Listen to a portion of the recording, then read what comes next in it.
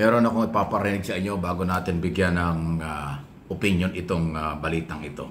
Kasi lumalabas dito, nagpahayag na po officially si Vice President Sara Duterte na wala na daw pera ang Office of the Vice President para doon sa medical at burial assistance.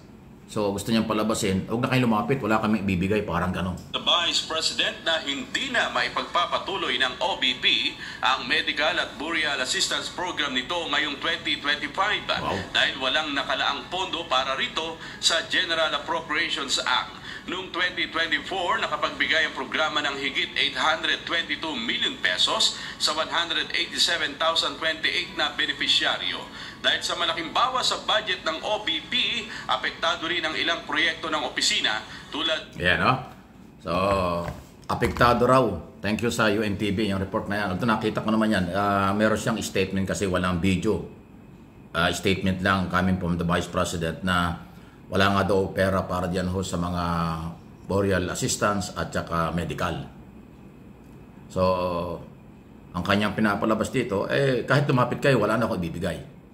Ang tanong dito, ganun lang ba talaga yon? Wala na bang ibang paraan ang Office of the Vice President para makagawa ng paraan kung talagang siya gustong tumulong? Kasi natatandaan ko, nung si Leni Robredo ang Vice President, grabe ang harassment na inabot niyan sa Duterte administration.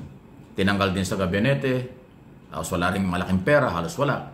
Pero hindi po dumaing si Leni Robredo. Gumawa siya ng paraan para kanyang maipagpatuloy ang kanyang programa sa pagtulong sa mahirap. Hindi siya umasa sa pera ng gobyerno. Nakipag-ugnayan siya sa private sector. Bakit hindi magawa ni Sara Duterte kung gusto niyang tumulong? Ano itong kanyang statement na ito? Paawa ba ito? O talagang totoong wala siyang gagawin tulong dahil walang pera? Aba, alam nyo, kahit siyang ahensya ng pamahalaan, hindi pwedeng katuwiran, wala kaming pera, wala kaming gagawin. Hindi po. Ang lahat ng opisina at public servant, kahit walang pera, gagawa ka ng paraan kung paano ka makatulong sa maliit na paraan at paano makakatulong ka sa mga taong lumalapit. Yan ang lehitimong public servant. Yan ang lehitimong lingkod bayan. Pag sinabi mong, huwag na kayo lumapit sa amin, wala kaming pera. Ano yun? Bakit ganun? Diskarte lang. Pwede ka naman lumapit sa private sector, humingi ka ng tulong, pwede yun, legal naman yun.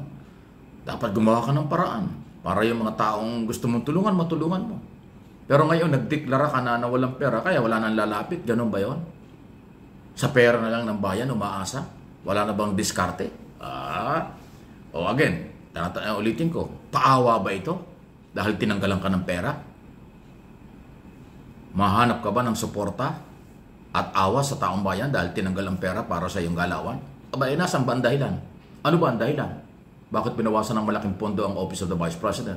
Di ba dun sa mga hindi nagpapaliwanag na gastusan? Nasa iyo rin naman Nasa mga opisyalis din ng Office of the Vice President. Kaya hindi binigyan ng Kongreso at Senado ng malaking pera, hindi inaproban yung mahigit na 2 bilyon na proposed budget ng Office of the Vice President. Kasi nga, nagduda ang taong bayan. Nagduda ang Kongreso at Senado kung saan ginagamit. So ngayon, nung mawala yung pondo para sa medical and burial assistance, ito na ngayon ang sinasabi. Huwag na daw kayong lumapit, parang ganon. Wala na silang pera. Wow!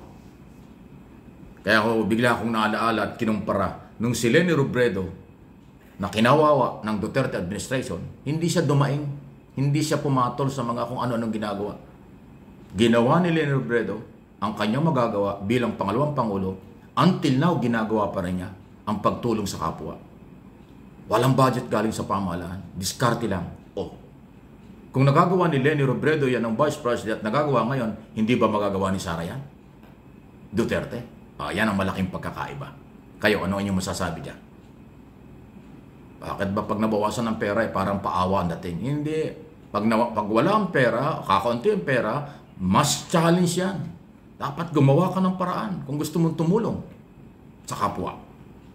Lahat ng nasa gobyerno, hindi lang ang Vice President, lahat ng nasa gobyerno, nakulang ang pera, gumawa kayo ng paraan para makatulong. Hindi dahilan na kulang ang pera. Dahil talaga namang may problema tayo dyan, dahil mahirap pa ang Pilipinas. Pero kung ang magiging dahilan ay kulang sa pera, wala nang gagawin, kawawa naman ang tao. Diskarte ang kailangan. Hindi puro reklamo. Itong gustong palabas, itong tingin ko rito, aking sariling opinion, nagreklamo siya dahil tinanggalan ng pera, kaya hindi siya makakatulong sa mga taong bayan. Abay, kaya ka tinanggalan, ikaw rin naman may kasalanan eh. Dimiskarte ka kung paano ka makatulong. Ako nga, tingin ko dyan eh, hindi naman trabaho ng Vice President na magbigay ng pampalibing. Dahil nandiyan ang Department of Health kung tungkol sa pag-medical emission, nandiyan ang Department of Health. Mga kawang gawa, ayuda, nandiyan ang DSWD. Hindi trabaho ng Vice President yun. Pero ginagawa niya ngayon, walang pera, dumadaing na. Hindi gumaya ka doon sa iba na nakakadiskarte at nakakatulong nang hindi nagreklamo at hindi nagpapaawa. Ginagawa ang kanyang kakayanan at koneksyon para makatulong sa kapwa. Ganon dapat ang nasa pamahalaan, mga local or national position. Hindi pagka wala ng pera o kulang ang pera, tatahimik na. Hindi po ganon. Dahil kahit saan, kulang ang pera. Maging pribadong sektor, nagkukulang ng pera pero nakakadiskarte. Sa pamilya lang. Pag padre ng pamilya ka o ikaw yung nagdadala ng pamilya, pag kulang ang pera nyo, gumagawa ng paraan para matustusan ang pangailangan ng pamilya, di ba? Ganon din sa gobyerno. Pag kulang ang pera, gumawa ka ng paraan. Hindi yung nagpapaawa, hindi yung parang wala nang magagawa. Dapat meron. Yan ang dapat na maging diskarte ng mga gustong maging matataas na opisyal ng ating pamahalaan. Huwag umasa sa pera lang ng bayan. Kasi nga may pagkakataong walang pera, may pagkakataong kulang ang pera. Umasa at maniwala sa diskarting legal na aayon sa kanyang karapatan at ating mga batas kung paano makatulong sa kapwa.